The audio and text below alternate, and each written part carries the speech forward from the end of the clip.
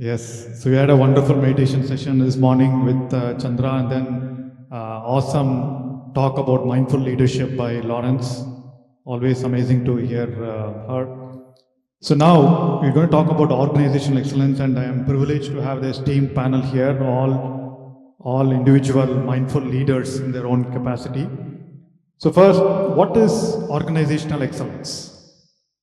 If you ask several people, the definition will be a bit different, what excellence means to each one of them. So you ask a employee, right? So he or she will say, excellence is basically as long as I'm able to maintain my work-life balance. I come in at 9, I leave at 6, but still all the work gets done fine. That is excellence in an organization. Whereas you ask a manager, mid-level manager, he will say, whatever I tell my team, they should be able to deliver that in super fast time. That is excellence to me.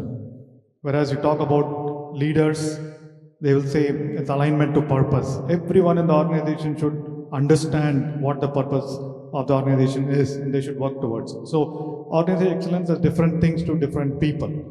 But ultimately it's all about to do with the mindset of the individual, like Lawrence spoke. And with meditation, we've seen excellent stories or excellent case studies of benefits of how meditation has helped people grow in an organization and through that helping the organization grow as well. One of the big qualities or attributes for any leader is about communication, right? So you'll have to be able to communicate with others much better. For me, meditation was one of the biggest tool for me to improve my communication with myself as well as others. Prior to meditation, the communication with myself was before I get into a meeting, what will I speak? What will other people think? How should I speak? What are the points I should talk about? When I speak about something, what will, if someone asks a question, maybe they didn't know it well. Maybe I didn't tell that well. That was a communication with myself. And then because of that, a lot of inputs were not actually available. Then post meditation, all that mind chatter started. Everything was absolutely spontaneous. Meetings were wonderful. I didn't have to, three things, I didn't have to prepare, worry about a meeting before I go in, on what I talk, what other people will perceive. Number two, that spontaneity gave me a lot of right answers at the right time. And then number three, I had the courage to talk about my ideas. Earlier, I used to get an idea, I used to think, okay, this is too simple, why will someone agree? Right? But then that courage to speak about your ideas, and most of the ideas got implemented. And that was why, that was my kind of secret growth to me in my career at Cognizant. So again, communication is a very important thing for all of us leaders, and that's how meditation has helped me personally.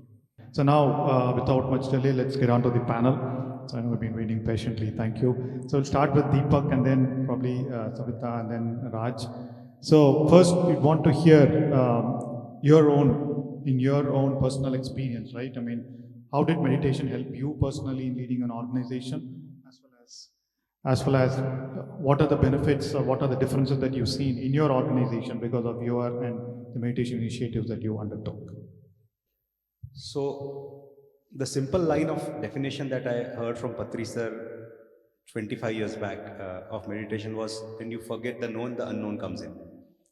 Uh, Nobody can describe meditation so simply.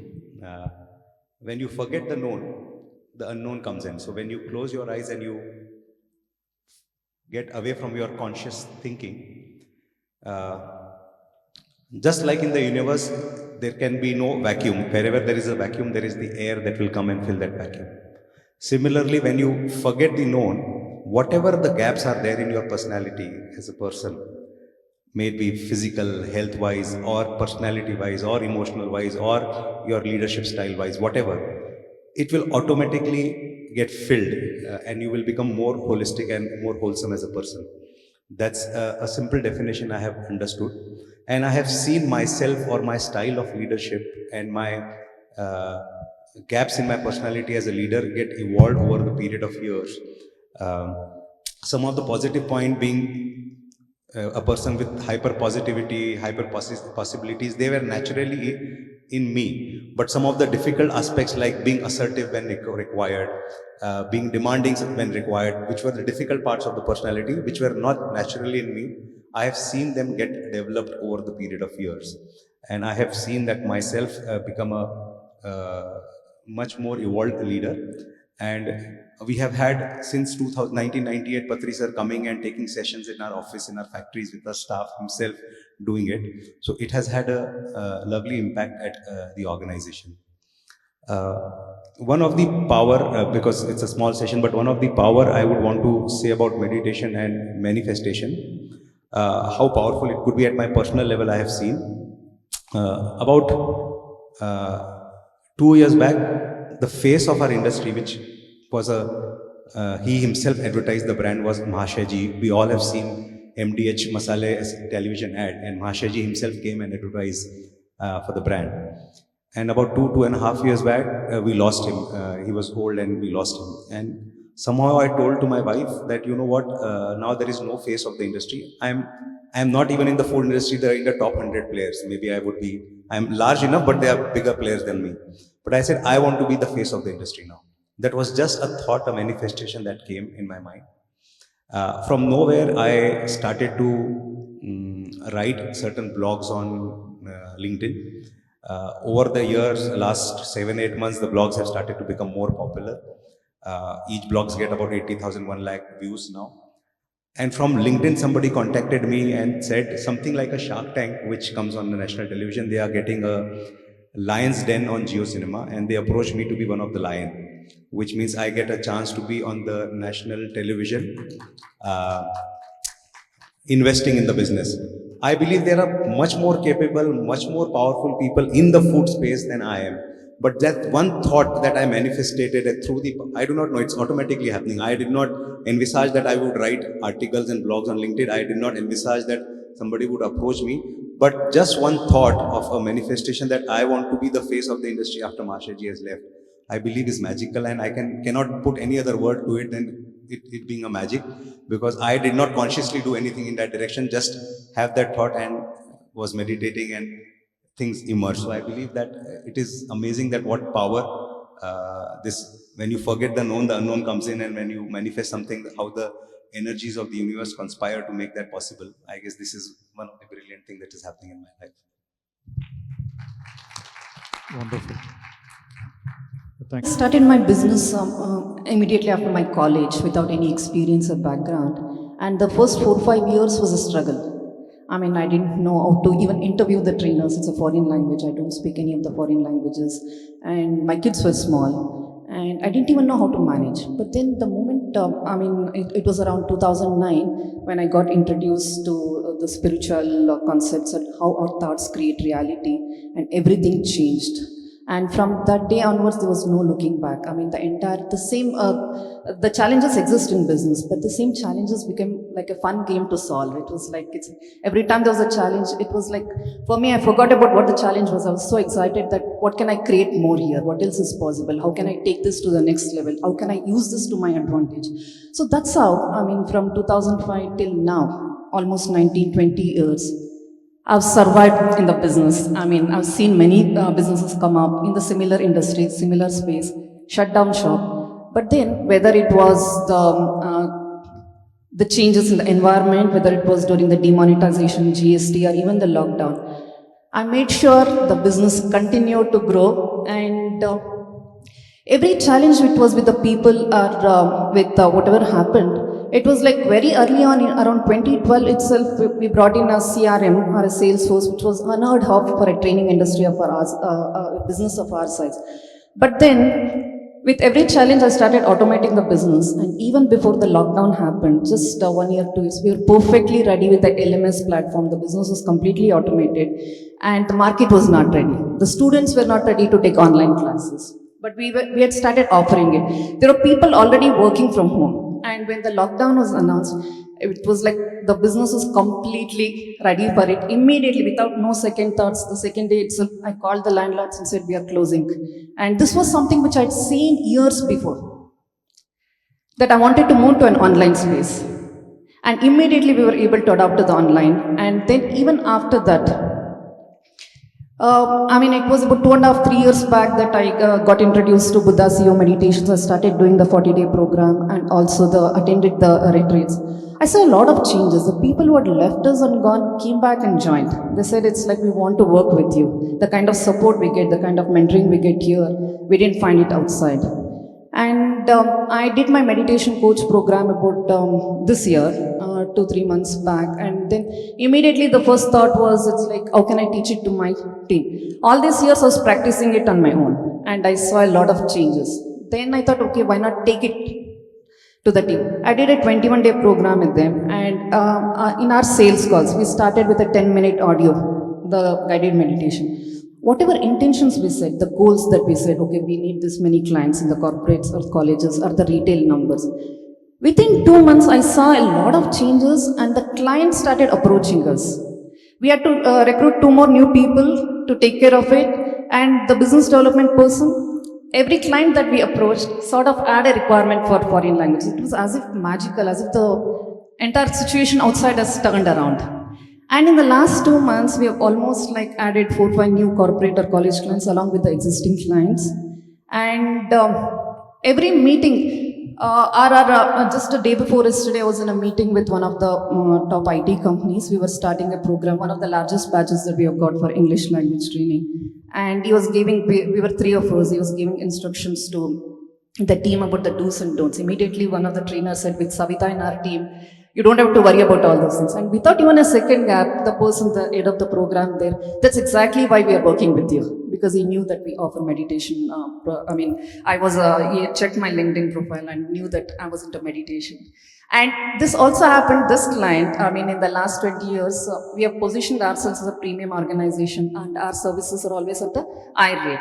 And normally, like any of the, business or this thing, people always ask for a revised quote to lower down this thing. This was the first client in the last, in the few months. The program manager gives me a call and says, can you revise your quote? I was like thinking, we have already given the best, what do it? He said, no, it's like include your travel allowance for the trainers or the material cost. Can you revise it and send it? I immediately got the hint. He wants it to revise it upwards. And this is the first time I've seen happen in the last 18, 20 years. And he was so happy, and he said, we should introduce this to the... So I'm witnessing this. This started happening after I started teaching meditation. Practicing meditation was one.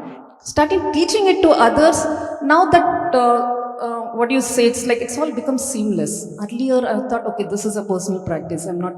Business is business. This is my private practice and things like that. Now it's blurring. The boundaries are blurring. It's become seamless. Every business discussion automatically changes into it somehow moves towards meditation. And every other leader, organization leader, we normally interact with the heads of the training or the CEOs or the directors and deans of colleges. Everybody is looking for the same solution. The more we speak, the more they're getting connected. And every opportunity is turning both into a meditation teaching and also a business, this one. So, the last 20 years, if I've been in the business, succeeded, it's all thanks to the mindfulness practices and now meditation and teaching meditation. I think it has truly changed around everything. Wonderful. It's another magical journey. Yeah. Yeah, Raj. So first I would like to convey my gratitude to my good friend Bala, who introduced me to Chandra sir and his team. I'm very grateful to Brahmashri Patriji, Dr. Karthikeyan sir, RVR sir, SVB sir, and the entire team of Chandra sir, Vani ma'am and their team for their motivation and relentlessness and selfishness in promoting this message to everyone. For me, speaking at this forum itself is like a miracle, because I told many number of times to Chandra sir, I will not be able to convey in a forum like this. So first time I've come without any preparation. I just landed at 11:45 in the night. So any apologies if I'm not able to communicate properly. So my journey of meditation started from May-June 2020 during the period of COVID. So with a lot of reluctance, initially I used to sit in his online classes. When I close my eyes, I'll get, I was having a lot of health issues and a lot of stress at that point of time. I cannot sit even for 5-10 minutes. I used to get palpitation now. So I tried my best in the initial few weeks, but I was not able to practice properly. I used to get blackouts. Almost every month I used to visit hospitals and met so many cardiologists and things like that. And during that time, we had a lot of business challenges. Almost 600 containers were in waters without LCs, and I do not know how to solve this problem. But over a period of time, I started, surrendering to the process. With a lot of belief, I surrendered to the process and started liking it slowly. 5 minutes, 10 minutes, 20 minutes, and but after continuous, practicing meditation, I started a lot of things. A lot of transformation in health ways and in the business. So that 3-4 months, I was, very consistent in practicing, and I was seeing a lot of changes within me and in our business also. So for me, because before 25 years, I was just traveling in town buses, and for getting a two-wheeler also was a difficult thing for me. 25 years of very hard work, but after like brick by brick, we built this business. But after meditation, the last 3 years, not even 50-60% I'm working how I was working earlier. But business growth was whatever small we do, but it saw a tremendous growth, and it's been a wonderful journey for me. And I'm also discussing a lot with Chandra sir that how can we take this to more and more people so that it will benefit lot many people, which is very very needed at this point of time. So in our office also, in our head office, we are practicing on a daily basis. Between 9:45 and 10:15 we are practicing, and thanks to our team who are doing it very regularly. And really, I should say, Chandra sir and team and everybody, they are doing God's work in spreading this and taking this message across. And thank you for this my simple thing. And so I've really come across a lot of things, and still whenever I face challenges, I leave it to my greater mind, to this field or to this consciousness, so that I leave the problem. And I'm very sure that everyone practices very regularly to benefit you and everybody around you. Thank you. Thank you, Raj. So awesome stories, awesome personal experiences, right? One common thread you have seen is, like Deepak sir said, drop the known to allow the unknown. And Savita ma'am talked about miracles, and then Raj also talked about miracles, right? So it's all about using the unknown, using the quantum, whatever you call, using the super intelligence, using the superpower to do our work. In fact, Patriji, every time something miraculous happens, we all go to Patriji and say, "Oh, this has happened. This is a miracle. This is so magical. Thank you, sir." He just used to laugh. And then later we come to know that is how life is supposed to be, if you allow it to be, right? So we interfere with our known, and then you don't allow the unknown to come and start helping us. In fact, me, Chandra and Raki, we've been discussing to introduce a course on quantum leadership. Mindful leadership, now we are going beyond mindful leadership to quantum leadership, where you use the power of infinite, right? The infinite possibilities, power of the infinite mind to work for you. So that's another course that we'll plan up again, a meditation-based course. So wonderful, thank you very much. So now we all spoke about the practices that we are adopting, right? And then you spoke about, and I know you've been doing meditation in offices. In fact, even in Quantum Coherence, our company, every day we have a stand-up. Before that, we do 15-minute meditation. And then I think Lawrence also spoke about it. So we all have these practices. But the next question to our panelists is, how do we take this? We all have understood the impact of meditation. We want more people to know. So your views and your ideas on how we can take it to a larger set of people, right? I mean, whatever be it your views to maybe advice or suggestions to the government, policymakers, or the individuals in this room or outside, what would be your suggestions to scale the impact of meditation, thread meditation, to a lot more people? So we'll start with Savita. When Gautama Buddha, one person, can change the world, and that potential is there with each one of us. So how can we take it to a larger audience? I think each one of us present here first have to start adopting. First have to understand what is the right meaning of meditation. Many a times I notice it's like in the recent interactions, meditation is confused with mindfulness activities and other this one. Start understanding, reading books, interacting with people. Understand the right meaning of meditation. Start practicing it and start sharing it. If each one of us starts sharing it, whatever we know, start teaching it, taking it to the organizations that we are part of, whether it's the companies that we work, or the communities that we live, or any other organizations that we are connected with. Start sharing, talking, and start teaching. That is one thing which really helps. And when people can come together, when organizations can come together and start collaborating, create a lot of content around this space, whether it's the videos that you make, the blogs that you write on LinkedIn. I mean, amazing example. I think it's like LinkedIn is the most connected professionals right now. Anything you post on it is immediately picked up with a large number of people. The social media is there for us to write about it. Go write about your meditation practice. I mean, I'm surprised. It's like when people meet, we say it's like, did you have your lunch? Did you have coffee? Why not ask them, did you meditate today? Can we meditate? I mean, why are we just focused on one small aspect of the physical food? It's like meditation is something which gives us food for everything, right? Saying it's like, I mean, the students do not even respect the professors. Can you talk about it to the students? They're always hooked on to the digital this thing. Can you bring in some mindfulness this one?